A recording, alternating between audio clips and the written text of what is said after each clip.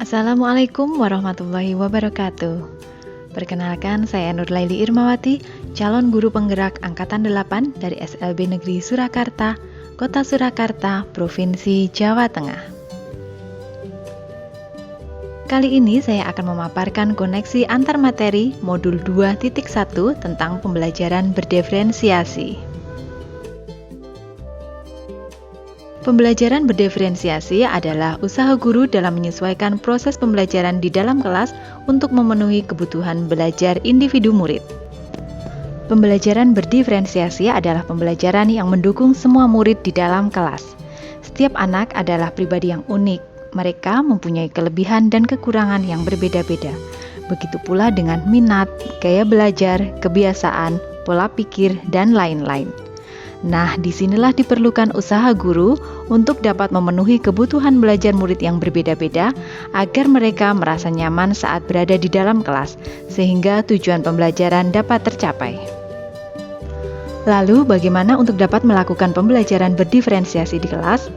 Untuk dapat melakukan pembelajaran berdiferensiasi di kelas, guru harus mengetahui tujuan pembelajaran. Kemudian menganalisis kebutuhan belajar murid, meliputi kesiapan, minat, dan profil belajar murid.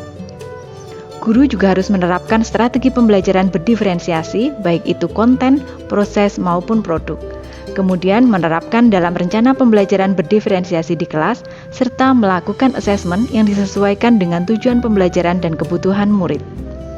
Berkaitan dengan kebutuhan belajar murid, guru harus memahami kesiapan belajar murid untuk mengetahui kemampuan awal dan menentukan apa yang telah diketahuinya.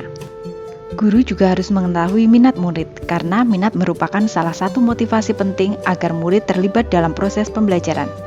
Selanjutnya, profil belajar murid yang meliputi lingkungan, budaya, gaya belajar, dan kecerdasan majemuk yang berbeda-beda tiap murid.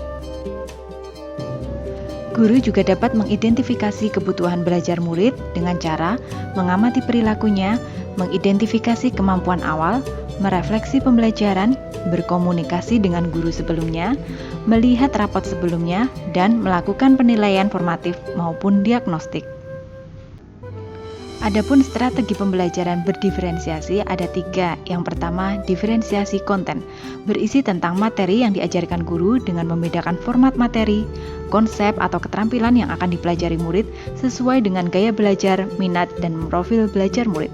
Yang kedua, diferensiasi proses, yaitu kegiatan yang dilakukan murid dalam memahami materi. Hal ini dilakukan dengan cara membedakan proses yang harus dilakukan murid.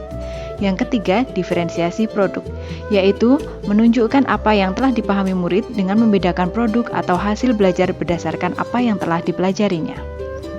Adapun keterkaitan antara modul pembelajaran berdiferensiasi dengan modul lain adalah dalam melakukan pembelajaran berdiferensiasi, maka guru harus memenuhi kebutuhan belajar murid sesuai dengan kodrat alam dan kodrat zaman berdasarkan filosofi pendidikan Ki Hajar Dewantara, serta berpihak pada murid, reflektif, mandiri, kolaboratif, dan inovatif agar dapat menuntun murid dalam merdeka belajar yang sesuai dengan nilai dan peran guru penggerak.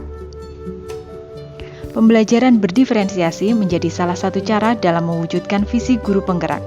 Dan sebelum melaksanakan pembelajaran berdiferensiasi, harus ada kesepakatan kelas antara guru dan murid agar budaya positif selalu terlaksana sesuai dengan nilai-nilai kebajikan yang diyakini.